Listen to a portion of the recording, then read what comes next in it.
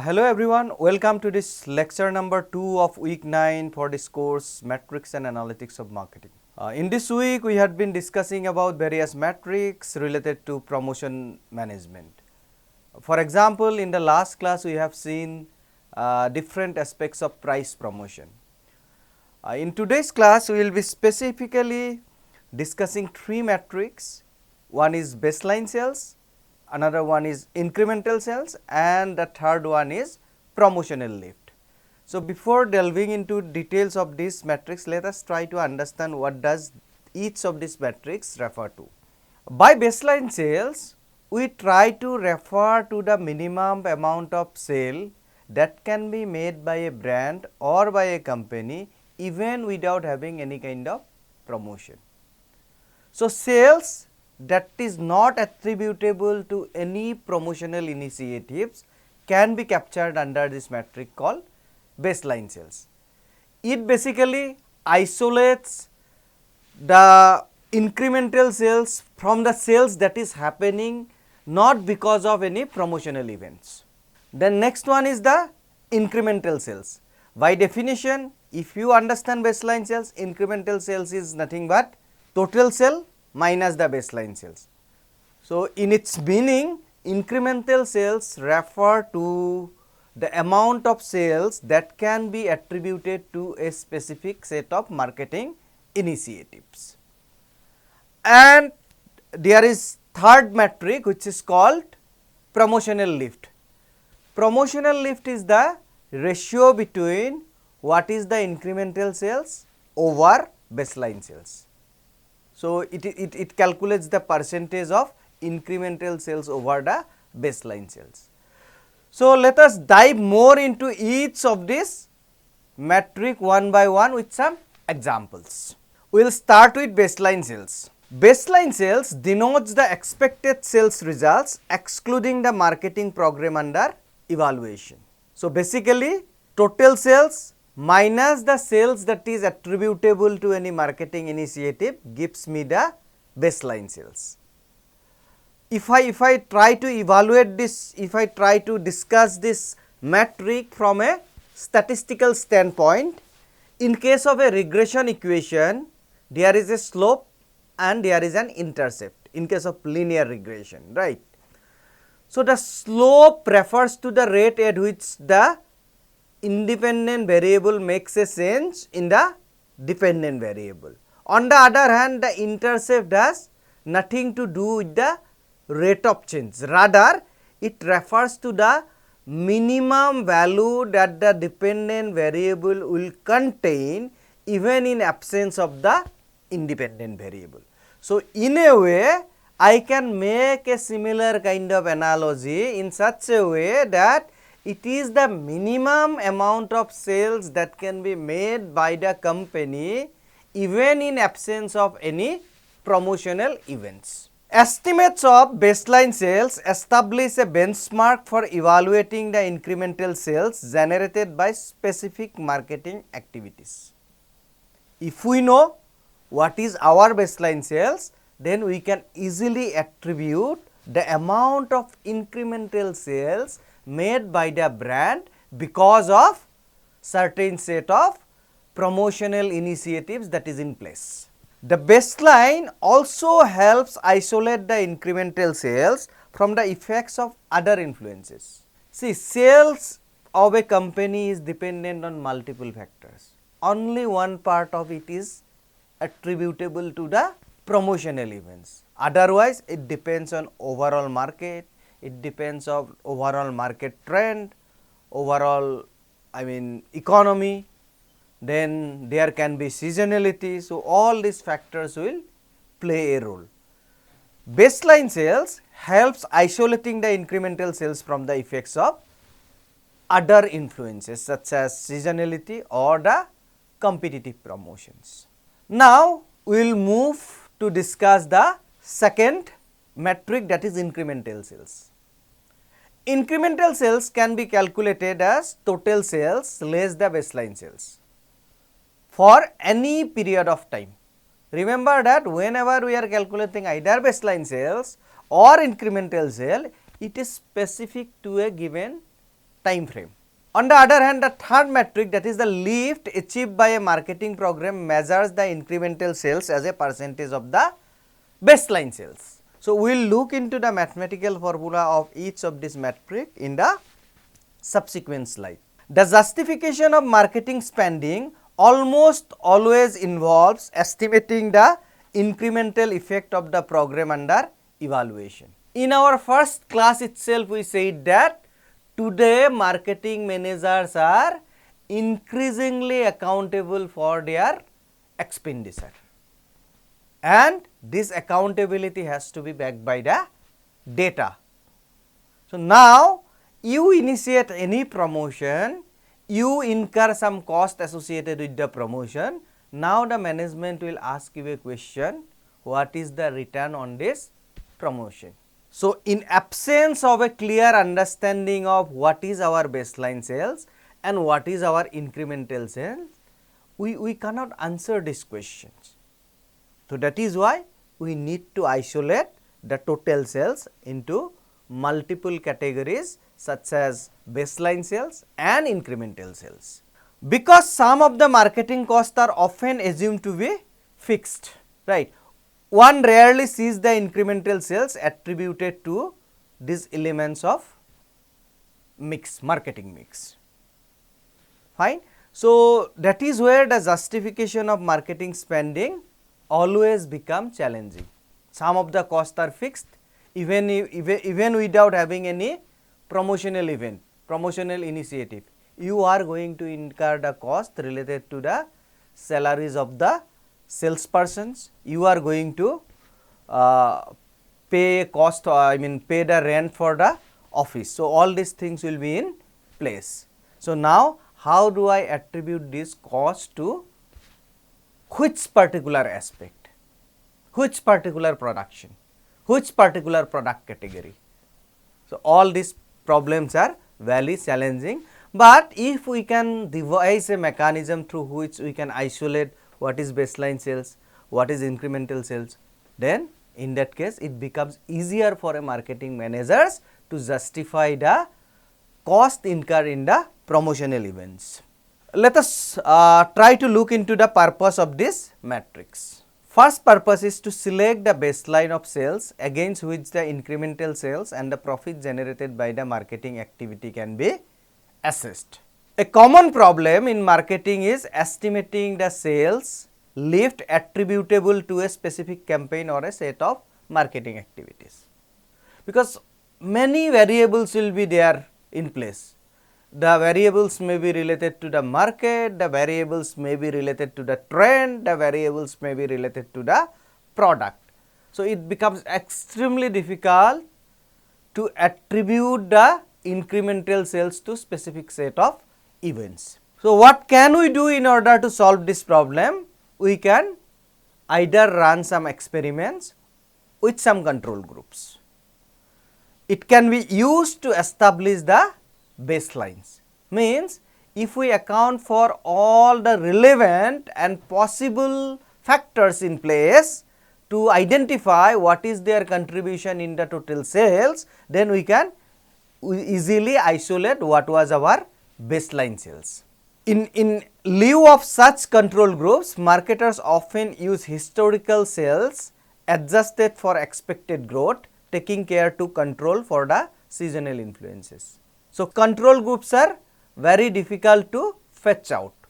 Therefore, what you can do very easily is that access the historical data, and based on that historical data you can easily identify what is the trend, what is the seasonality, and what was the level of promotion done at each phase of the timeline. Then you can easily attribute the sales to the promotional events. What we can do for that? Regression models that attempt to control for the influence of these other changes are often used to improve the estimates of the baseline sales. So, it is similar to the regression problem, linear regression problem. So, how do I devise a linear regression problem? So, I will have a lot of data points in place, and based on this data point I want to generate or I want to create a best fit line. what is the mechanism of generating this best fit line is that we try to minimize the sum of square of the errors. So, what we are trying to do is basically we will generate a scatter plot where we will put all the values of the instances, and then we will try to we will draw a line going through this data points, so that the difference of these data points from those points lying on the straight line, we will consider them as error, and the square of the errors, sum of square of the errors will be minimum. So, there is mathematical mechanism behind it, but this is the basic principle of how do I design a regression equation. So, after doing that, after optimizing this problem, minimizing the sum of square of the errors, what we will be able to identify is what is the value of intercept and what is the value of slope. So, if I can identify these things, then the value of intercept becomes my baseline cells, and the value of slope becomes the influence of the promotional event on the cells. Now, let us look into the construction of this matrix. In theory, determining the incremental cells is as simple as subtracting baseline cells from the total cells. Quite easy. If you know, you can easily know what is your total cells. If you somehow know what is your baseline cells, then it is very easy for you to calculate what is your incremental cells. Challenge arises in determining the baseline cells itself. Now, we will look into how we can devise an equation to calculate this matrix. Baseline cells is expected sales results excluding the marketing program under the evaluation, excluding the sales that can be generated because of the marketing program. In reviewing the historical data, total sales are known to all of us, right. So, the company must have a record of it. The analyst task then is to separate those into baseline sales and incremental sales. The process can also involve test market results and other market research data. So, how am I going to do that? Is total sales will be divided into two categories, that is into baseline sales and the incremental sales. Analysts also commonly separate the incremental sales into portion attributable to various marketing activities used to generate them. Remember that marketing is a broad spectrum. Within marketing, we may have trade promotion, we may have consumer promotion, and we may have any other kind of promotion. So, we have to separate all these things out, then only we will be exactly knowing which particular special initiative has resulted in which what amount of incremental sales. Now, once we calculate this one, total sales as a function of baseline sales and incremental sales, we can further try to bifurcate the definition of incremental sales. Incremental sales can be equated to incremental sales happening because of advertising, incremental sales happening because of trade promotion, incremental sales happening because of consumer promotion, and incremental sales from other factors, right. So, what we are doing? We are bisecting the problem step by step. Baseline sales are generally estimated through analysis of historical data. Firms often develop sophisticated models for this purpose, including the variables to adjust for the market growth, competitive activity and seasonality. Remember, there can be changes in the overall market as well. So, we have to control for those events in order to find out what is the baseline sales. Incremental sales can be calculated as the total sales less the baseline sales for any period of time, right. On the other hand, if I look at the third metric of our discussion today, the lift achieved by marketing programs measures the incremental sales as a percentage of baseline sales. So, if we can calculate these two metrics, that is, if I can separate out my total sales as baseline sales and incremental sales, I can calculate the lift percentage. what percentage of, or in a way what is the ratio between incremental sales and baseline sales. The cost of incremental sales can be expressed as a cost per incremental sales dollar or cost per incremental sales in unit. So, how can I calculate that? If I calculate it in terms of dollar, what is the overall marketing spending, promotional spending divided by what is the incremental sales revenue received. Then let us say for every 1 rupee additional revenue generated, I had to incur a cost of let us say 20 paisa. So, in that case this ratio will be 0.2. Now, let us try to understand the entire concept with the help of a example. A retailer expects to sell $25,000 worth of light bulbs in a typical month without any advertisement. In the month of May, while running a newspaper ad campaign that costed the company $1,500, the store sells 30,000 worth of light bulbs. It engages in no other promotion or non-recurring events during this month. Its owners calculate the incremental sales generated by the ad campaign as follows. So, incremental sales equal to total sales minus baseline sales. So, as per this example is concerned, what is our total sales? It is $30,000 for the given month. Now, what is the baseline sales? It can be derived from the first sentence itself. It expects to sell $24,000 worth of light bulbs in typical month without any advertisement. That means my baseline sales value is $24,000. So, what is my incremental sales value? It is $30,000 minus $24,000, that is $6,000. The store owner estimates an incremental sales to be $6,000. Now, I can calculate the other metrics that we have defined in the previous slides. This represents a lift of percentage of the 25%.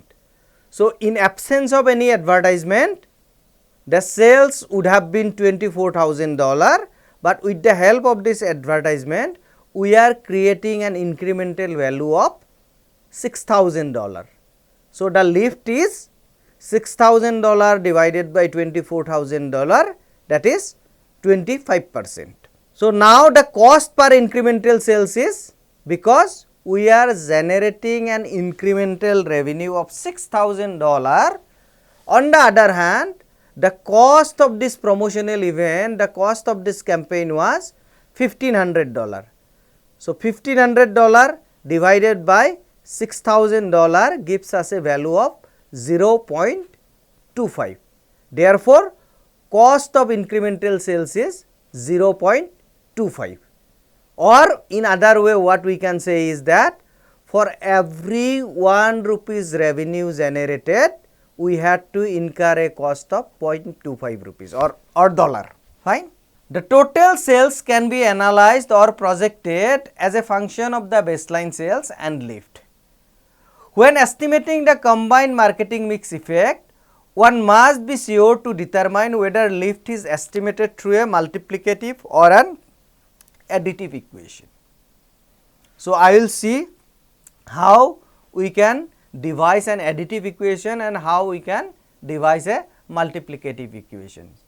So, this depends on your assumptions, whether you are assuming it as a linear function or you are assuming it as a non-linear function. Additive equations combine the marketing mix effects. You can look at this equation. So, in case of additive equation, in case of linear assumptions, the total sales will be our baseline sales plus baseline sales multiplied by lift from the advertising plus baseline sales multiplied by lift from the promotions, trade promotions plus baseline sales multiplied by lift from consumer promotions and baseline sales multiplied by lift from others. This additive approach is consistent with the conception of the total incremental sales as a sum of the incremental sales generated by various elements of the marketing mix, means trade promotion, consumer promotion, advertisement and others. So, this can also be written as baseline sales plus incremental sales from advertising plus incremental sales from trade promotion plus incremental sales from consumer promotion plus incremental sales from any other activity. So, this is how we can construct the total sales and baseline sales. Now, we can also construct another equation with different kind of assumption where we consider the relationship as a non-linear relationship and we can construct it with a multiplicative equations. What does multiplication equations does? It combine the marketing mix effects by using a multiplicative procedure. You can just look at the equation.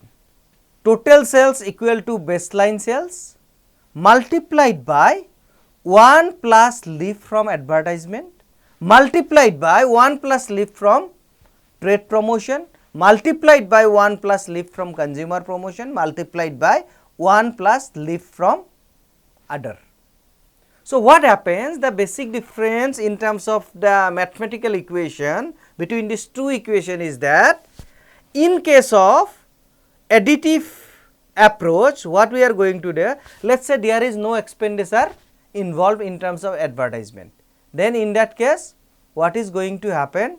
I mean, I am going to put the value as 0, but in case of multiplicative equation, what I am going to do is that if I look at this equation, I mean the second factor 1 plus lift from the advertising.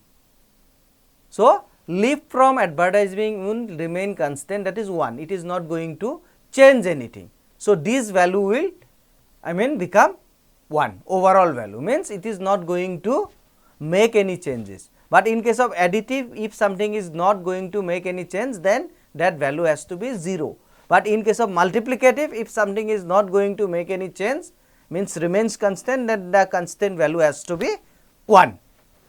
Fine. So, we will describe it with examples. Company A collects data from the past promotions and estimates the lift it achieved through different elements of marketing mix. One researcher believed that an additive model would best capture these effects. The second researcher believes that a multiplicative model might be better to reveal the ways in which the multiple elements of the mix combine to increase the sales. The product manager for an item under study receives the two estimates that can be seen in this table. So, in one case we are looking it from an additive approach and another case we are looking it from a multiplicative approach. So, let us say in case of additive approach, what is the advertising lift, trade promotion lift and consumer promotion lift, and similarly we are looking into the value of advertising lift, trade promotion lift and consumer promotion lift. If the spending is 0, absolutely 0, then in that case you can see in case of additive approach, the advertising lift percentage is 0%, trade promotion lift percentage 0, consumer promotion lift percentage is 0. But in case of multiplicative approach, it is 1, 1 and 1, because in case of additive approach we are adding it up. If there is no effect, then the value has to be 0, so that we can show even after summing it up we can show that the effect was 0. But in case of multiplicative approach, we have to put the value as 1 to show that there is no impact, because we are now multiplying. Similarly, if you spend $100,000, then in that case advertising lift can be 5.5%, trade promotion lift can be 10% and consumer promotion lift can be 16.5%. In case of multiplicative this one, the advertising lift will be 1.05, 1.1 and 1.15. In case of 200,000 spent, 12, 24 and 36 and 1.1, 1.2 and 1.3. So, with these values, if we create some instances like, and remember that in both these cases we are assuming that the baseline sale will remain constant, that is 900,000. The product manager wants to evaluate the following spending plan. Let us say you want to spend 100,000 in advertising and 0 in trade promotion and 200,000 in consumer promotion. So, he projects the sale using each of this method. So, in case of additive approach, the projected sales will be the baseline sales plus the incremental lift from advertisement plus incremental lift from trade promotion plus incremental lift from consumer promotion plus incremental lift from others. Now, just we can put the value. In case of additive approach, the baseline sales is 900,000 plus incremental lift from advertising is, because in advertising we are spending 100,000 and incremental lift, if you are spending 100,000 in additive approach, it is 5.5%, right. So, 900,000 multiplied by 5.5%, there is no spending on trade promotion, 0, and there is 200,000 spending of consumer promotion, which leaves the baseline sales by 36%. So, it will give us a value of $12,73,500, right. Similarly, with the we can do the same calculation with the multiplicative approach. Baseline sales remains the same 900,000, advertisement lift is 1.05 as shown in the previous table, that is if you spend 100,000 in advertisement, it is 1.05.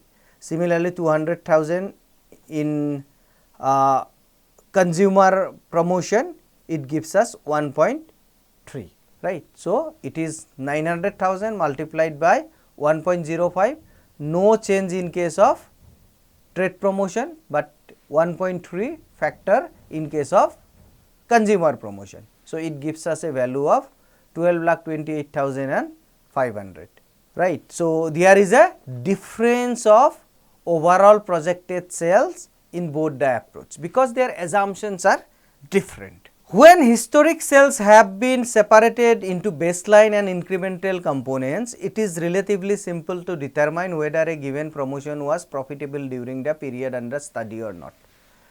Remember that main challenge is always separating the baseline sales from the incremental sales. Once we can somehow separate these two components out, then in that case it is always easy for us to attribute the sales to the promotional events. Looking forward, the profitability of the proposed marketing activity can be assessed by comparing the projected levels of profitability with and without the program. What is our overall profitability if no campaign is running? What is our profitability if there is a presence of campaign? Because we will also take into consideration the cost of the campaign. Profitability of a promotion will be profits achieved without promotion minus the estimated profits without promotion, right. So, basically the baseline sales, baseline profit means if you do not run any advertisement, what is the profit that you are generating from your baseline sales. So, now let us try to understand this concept with the help of one example.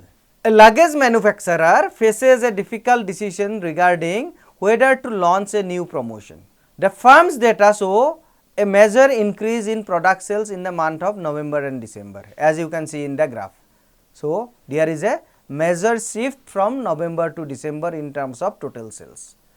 But its managers are unsure whether this is a permanent trend of higher sales or merely a blip, means a temporary thing. The firm's VP of marketing strongly supports the proposed promotion.